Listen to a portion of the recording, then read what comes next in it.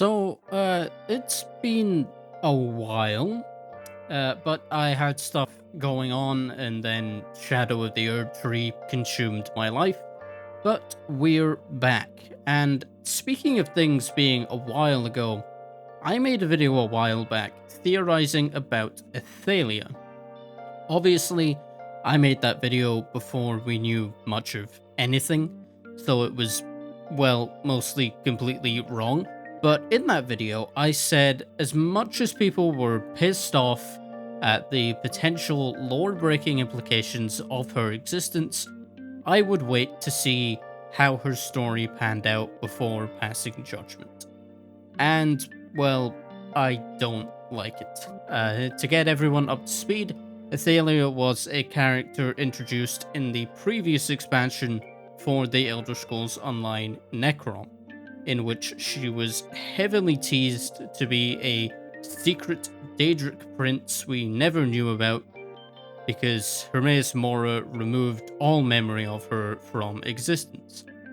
People were kinda pissed about this because introducing a new prince messes with the lore, like the monomyths and blah blah blah blah. Anyway, we didn't really know much about her, and now we do. Of course, her story is still unfolding, so it's possible my issues could all be solved, but as things stand, I'm not a fan. And this has nothing to do with my theory being wrong, I even said it was just a shot in the dark.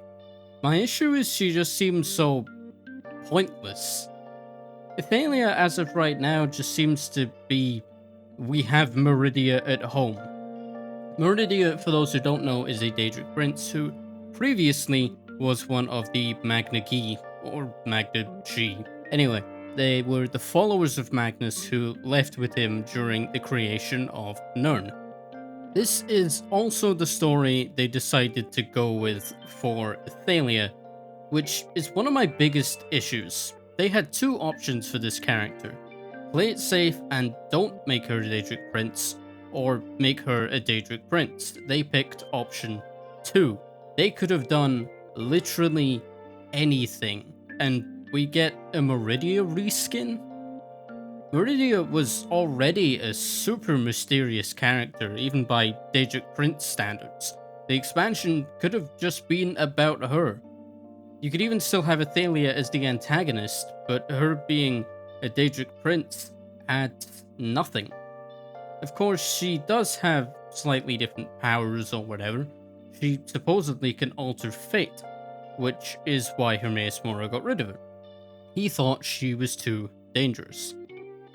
This leads to something which I initially thought was interesting, until I actually thought about it. There's a theory that Ithelia is responsible for the prisoner, which is the main character of each game, which, whilst a big deal, was something always attributed to Akatosh. I honestly cannot find anything this character actually adds to the franchise by being a Daedric Prince, aside from messing with pre-established lore.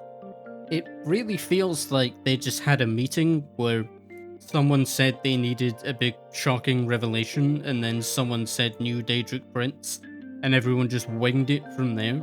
And this whole thing could have been avoided by just keeping her a Magna Gi. Just let her be an outside threat that can contend with the power of the Daedric Princes. That's all you need to do for it to be interesting, and not screw with the lore. But I get it.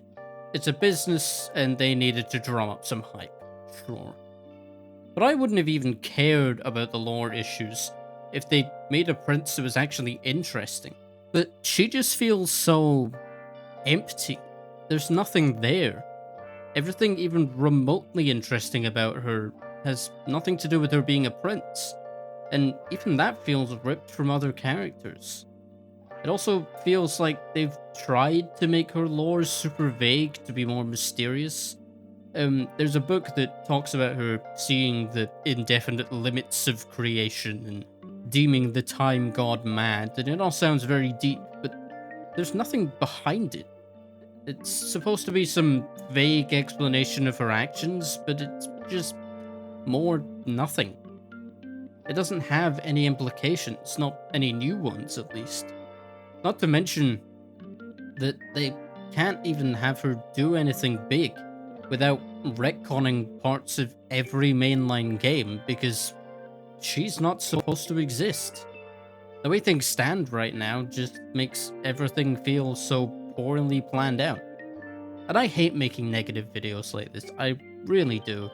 This series is near and dear to my heart, and maybe by the end of her story, everything will be fixed and sorted and it'll all make sense, but when I see what I think are missteps in something I really do care about, I want to talk about it.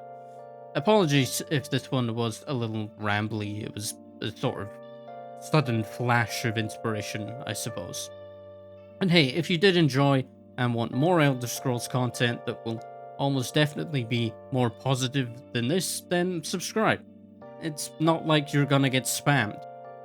Anyway, that's all from me. I will try and have content out slightly faster than every 2 months this time. Let's aim for one a week. So, with that in mind, I will see you next time.